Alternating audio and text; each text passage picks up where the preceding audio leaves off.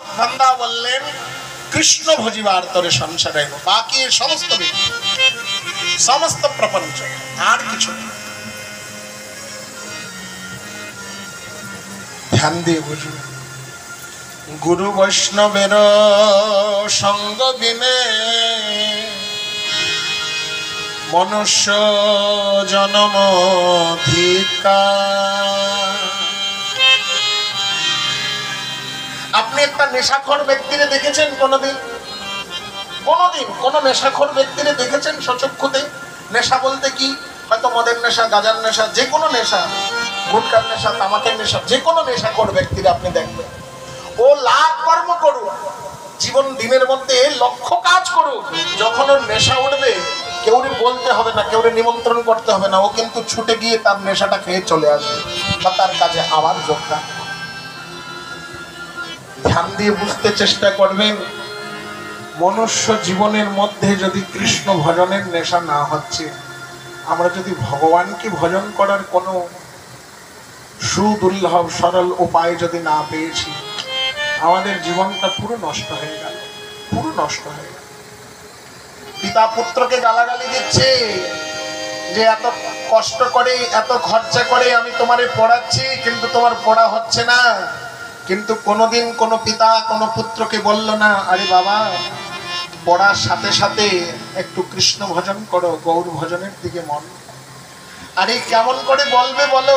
নিজেই তো ভজন করে না, নিজেই তো কোনোদিন ভজনের মার্গে উত্তীর্ণ হলো, কোনোদিন তো ভজনের পথের পথিক হল। লোকে বলে তারা মূর্খ, যারা এই যে মালা তিলক চন্দন করে তারা মূর্খ। হ্যাঁ, অনেকেই বলে।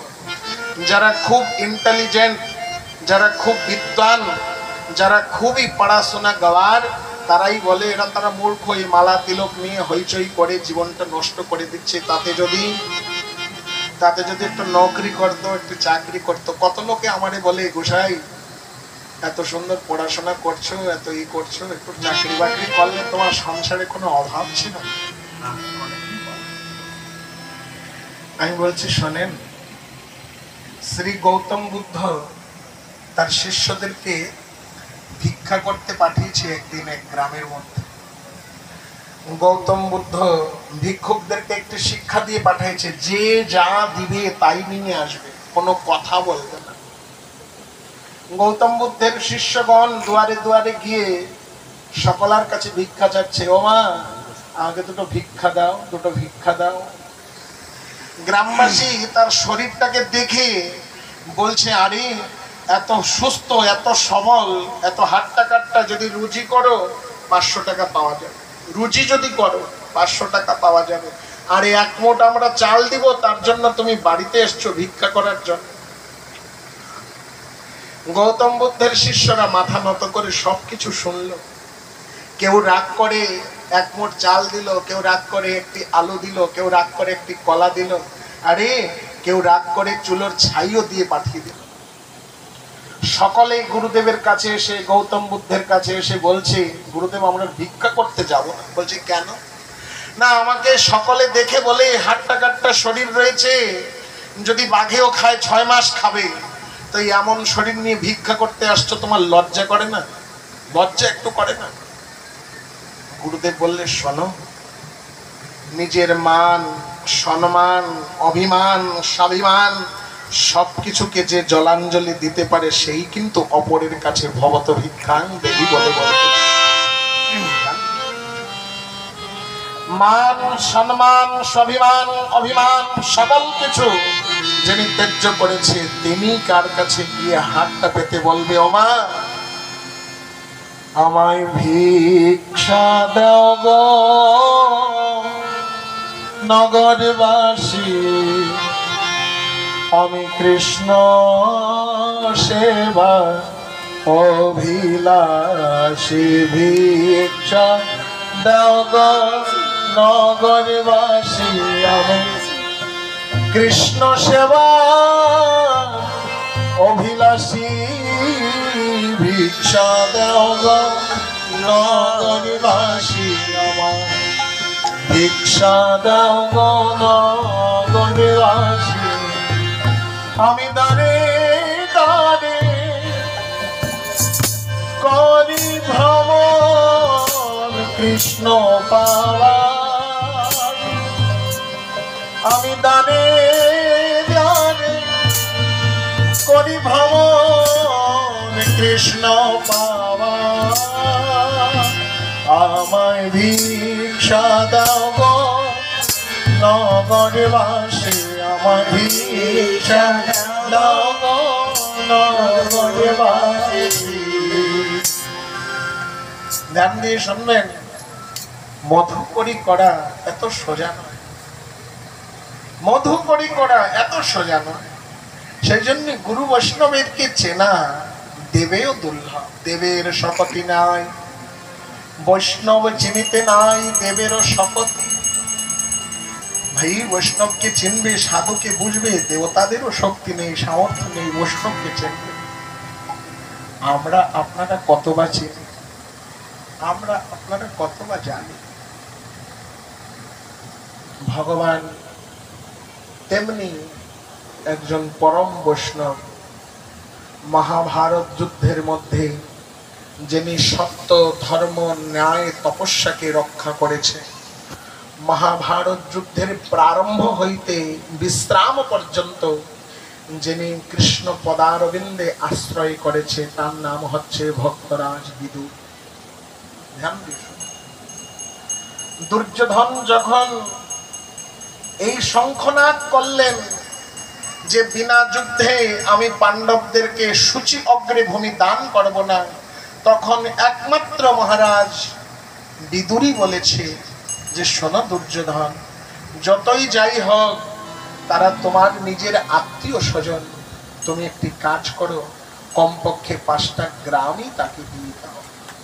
দুর্যোধন বলল, শোনেন, আপনার জ্ঞানটা আপনার কাছেই রাখেন, আপনার জ্ঞানটা আপনার নিকটেই রাখেন, বিনা যুদ্ধে আমি সূচি অগ্রে ভূমি দান করব। ধ্যান দিয়ে এতবার বললেন বিদুর, শোনো দুর্যোধন, তুমি যাই করছো সবকিছু অধর্ম, তুমি যাই করছো সবকিছু অন্যায়, তুমি সমস্ত কিছু করে না। বিদুর এতবার মানা করার পরেও কেউ তার কথাকে শুনল না। ওমা ধ্যান দিয়ে শুনবে, আমাদের জীবনেও আমরা সত্য ধর্ম ন্যায়ের কথা যদি কোথায় শুনি, এই কানে শুনি আর এই কানে বের করি। আমাকে যদি কেউ ভালো কথা বলে, সে ভালো কথাটা আমরা কান দিয়ে তো শুনি অবশ্য কোনো মতে, আবার কোনো সময় কান দিয়ে বেরও করে।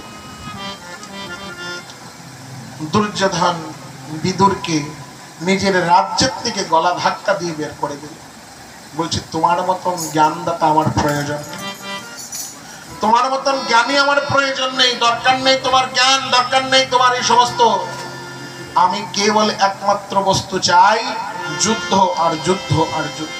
তুমি আমার রাজ্যের থেকে বেরে চলে যাও। আজ বিদুর নিজের ধর্মপত্নীকে সঙ্গ করে। ধ্যান দিয়ে শুনবেন, চর্চা করার বিষয়বস্তু। নিজের ধর্মপত্নীকে সঙ্গ করে রাজ্যের বাইরে, হস্তিনাকটকের বাইরে ছোট একটি পর্ণকুটির নির্মাণ করে বিদুর সেইখানেই বসবাস করলেন। কেমন বসবাস করছে না, স্ব অযাচিত বৃত্তি। স্ব অযাচিত বৃত্তি মানে না, বিদুর মহারাজ ভিক্ষা করে নিজের জীবনটা চালাইতে লাগলেন, ভিক্ষা করে। যে বিদুর হস্তিনাকটকের রাজ সিংহাসনের নিকটে তার পাণ্ডিত্যের দ্বারা সবদিনই জয় জয়কার শুনেছে, সে বিদুর আজ ভর্ৎসনায় নয়, ভক্তির দ্বারা, সে বিদুর কোনো কটাক্ষে নয়, সে বিদুর কৃপার দ্বারা আজ ভগবানকে পাওয়ার আশা নিয়ে পর্ণকুটিরের মধ্যে বাস করে। ধ্যান দিয়ে শুনবেন,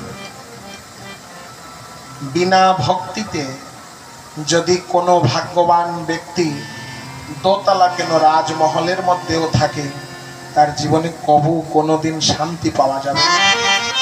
ধ্যান দিয়ে, সে শোয়ার জন্য ছটপট করবে। হ্যাঁ, অবশ্যই তার কাছে ডলপের গদি থাকতে পারে, অবশ্যই তার কাছে সুন্দর এসি, সুন্দর প্রকার ব্যবস্থা থাকতে পারে, কিন্তু মনে রাখবেন, যদি মনের মধ্যে ভক্তি নেই, প্রেম নেই, শ্রদ্ধা নেই, গোবিন্দের সেবা নেই, তাহলে মনে রাখবেন তার জীবন, তার দিনচর্যা সম্পূর্ণ নিরর্থক হয়ে যায়। তার জীবনে কখনো কোনো সময় কোনোদিন কোনো সুখ শান্তি হবে, কোনোদিনই হবে, হ্যাঁ কোনোদিন হবে।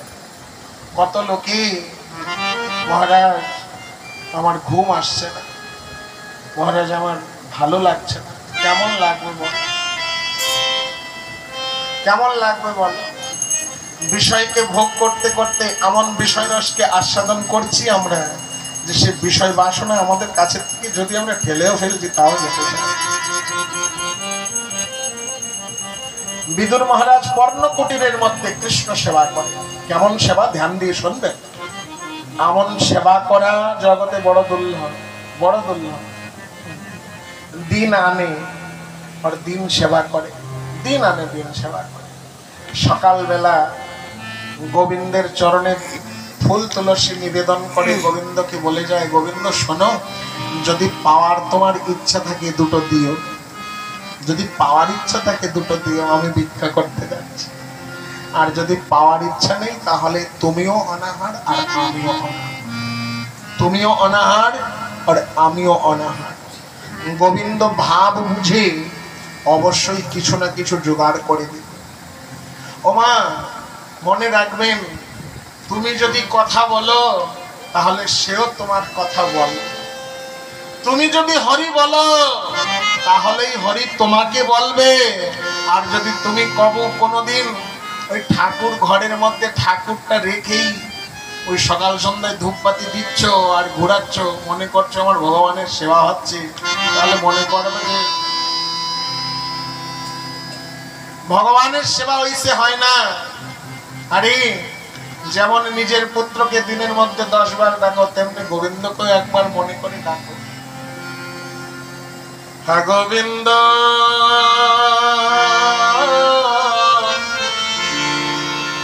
গোবিন্দ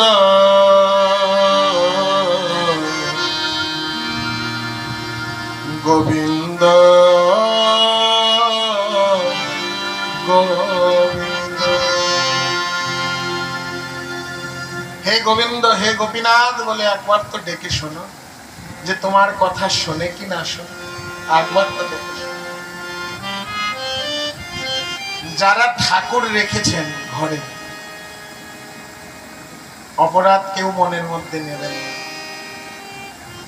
ভগবান কিন্তু সবকিছু দেখছে, কর্তুম অকর্তুম সামর্থ্যবান ইতি ঈশ্বর। কিন্তু ফির ভি ভক্ত বশীভূত হয়ে সে তোমার গৃহে অবলোকন করেছে, ভক্ত বশীভূত হয়ে সে তোমার গৃহের মধ্যে রয়েছে। মনে রাখবেন, যার গৃহের মধ্যে ভগবান বিরাজমান করছে, কমপক্ষে দিনে কমপক্ষে 1-2 বার করে ডাক দিও, হে গোবিন্দ তুমি ভালো থেকো, হে গোবিন্দ আমি কিন্তু চললাম, আমার কাজে আমি চললাম, তুমি তোমার মতন বুঝে নিও সংসারে কি দরকার, কি প্রয়োজন, কি অপ্রয়োজন তুমি বুঝে নিও। হে গোবিন্দ আমি কিন্তু এবার বিদেশে যাচ্ছি কাজ করতে, সংসারটা তোমার কিন্তু আমার নয়, সংসারে হানি লাভ ভালো মন্দ তুমি একটু গুছিয়ে দিও।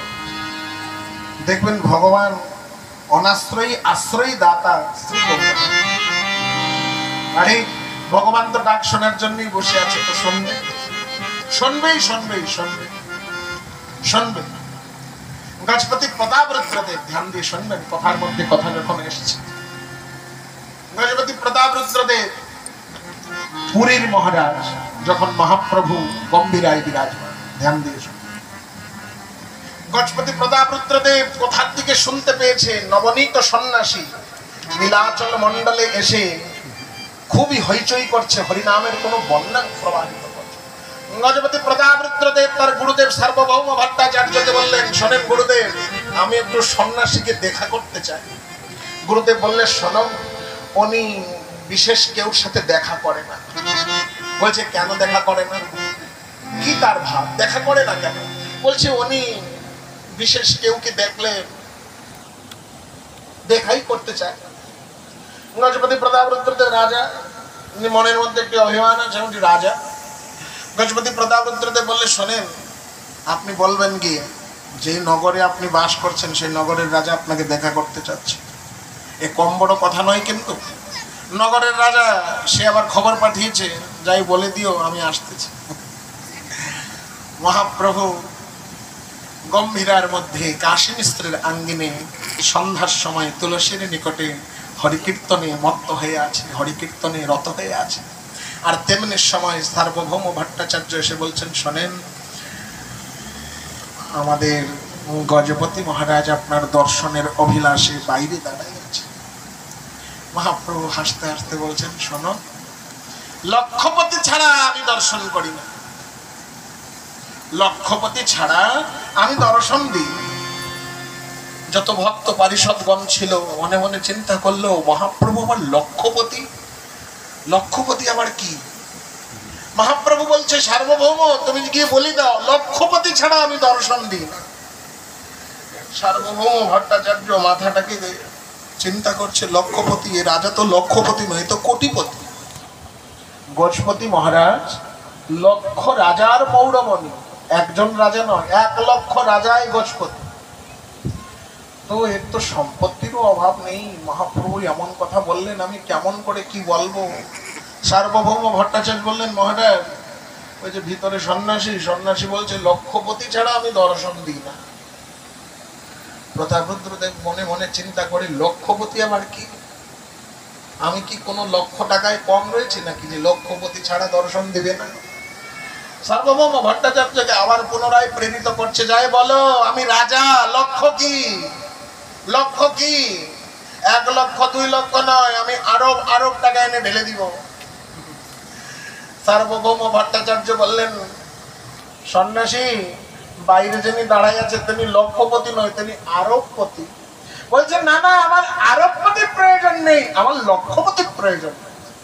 ধ্যান দিয়ে কথাটা বুঝবে, যে প্রথম লক্ষপতির কথা বলছে দ্বিতীয় স্থানে কিন্তু সে লক্ষপতি নয়। ধ্যান দিয়ে বুঝবেন কথাটা। প্রথম স্থানে মহাপ্রভু বলছে লক্ষপতি ছাড়া আমি দর্শন দিই না। আর দ্বিতীয়বার যখন সার্বভৌম ভট্টাচার্য এসছে তখন বলছে, না লক্ষপতি আরবপতি আমার কোনো প্রয়োজন নেই, আমার লক্ষপতির প্রয়োজন। ধ্যান দিয়ে শোনো, আমার আরবপতির প্রয়োজন নেই, আমার লক্ষপতির প্রয়োজন। সার্বভৌম ভট্টাচার্য বলে, শোনো মহারাজ, কি বলবো, ওই নবনীত সন্ন্যাসীকে বুঝতে বুঝতেই আমার 1 বছর বিতে গেল, আর আমি আপনাকে কেমন করে জানাবো যে উনি কি বলতে চাচ্ছে আর কি বুঝতে চাচ্ছে? আমি নিজেই বুঝলাম। ধ্যান দিয়ে কথাটা বুঝবেন। গজপতি প্রতাপরুদ্রদেব একটু অভিমান রাগ নিয়ে চলে গেল। রাত্রবেলা আর ঘুম হয় না। সে কেমন সন্ন্যাসী, লক্ষপতি ছাড়া দর্শন দিবে না বলল, আবার বলল যে আরবপতির প্রয়োজন নেই, লক্ষপতিরই প্রয়োজন। মানে কি আমি কিছুই বুঝলাম না। পরের দিন আবার সন্ধ্যার সময় রাজা আভূষণ গ্রহণ করে, আজ খুব সুন্দর বেশভূষা গ্রহণ করে আবার সেই কাশী মিশ্রের আঙ্গিনার সিংহদ্বারে দাঁড়িয়ে আছে। মহাপ্রভু কীর্তনে রত হয়ে আছে। কেমন কীর্তন চলছে? কেমন কীর্তন চলছে না, মহাপ্রভুর পারিষদগণের সাথে মহাপ্রভু পারিষদগণ নিয়ে সন্ধ্যার সময়, ধ্যান দিয়ে শুনবেন, জীবনে 3টি সময় অতি গুরুত্বপূর্ণ। 3 সময়। কোন কোন সময় না? প্রাতঃ, মধ্যাহ্ন, সায়ং। সকাল, মধ্যাহ্ন, সন্ধ্যার সময়। ধ্যান দিয়ে শুনবেন, এই 3 বেলা যদি কোনো ব্যক্তি 24 ঘন্টা ভগবানের নাম কীর্তনাদি না করতে পারছে, কমপক্ষে ত্রিসন্ধ্যায় যদি বা সে ভগবানের স্মরণ করে, ভগবান তথাপিও প্রসন্ন। 3 সন্ধ্যা মহাপ্রভু কীর্তনে রত আছে। সার্বভৌম ভট্টাচার্য আবার পুনরায় গিয়ে বলছেন, শোনেন, এই নগরের রাজা আপনাকে দেখা করতে আসছে। মহাপ্রভু হাসতে হাসতে বলছে, আমি লক্ষপতি ছাড়া দর্শন দেই না।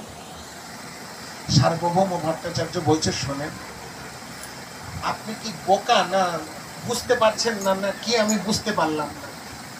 আরে ও লক্ষপতি, ওর 1,00,000 টাকা ওর পার নিচে। লক্ষপতি নয়, 1,00,000 টাকার পার নিচে। আরে 1,00,000 শালগ্রামের উপরে জগন্নাথ বসছে আর তার মাথার উপরে রাজা গিয়ে হাত দিচ্ছে। মানে লক্ষপতি না, ও আরবের মানে অনেক অনেক টাকা। মহাপ্রভু হাসতে হাসতে বলছে, শোনো, আমি লক্ষপতি ছাড়া দর্শন দিই।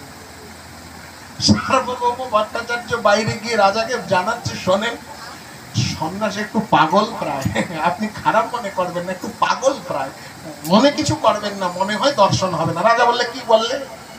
খেলাঘর ভাবছো নাকি? খেলা খেলা ভাবছো? আমি রাজা, এক রাজা নয় 1,00,000 রাজার আমি রাজা, আর তুমি খেলা খেলা একটা সন্ন্যাসী আমার সামনে দেখা 2 দিন ধরে আমার তাচ্ছল্য করছে, কি ভাবছো? গুরুদেব বলছে, শোনো রাজা, এই যে ভাবটা না, এই কিন্তু সাধুর কাছে চলে, বুঝতে পারছেন? আপনি হতে পারেন কালেক্টর, আপনি হতে পারেন কোন বড় বড় লোক, কিন্তু মনে রাখবেন যদি সাধুর কাছে আপনাকে আসতে হয় তাহলে নিজের স্বভাব নিয়ে আসতে হবে।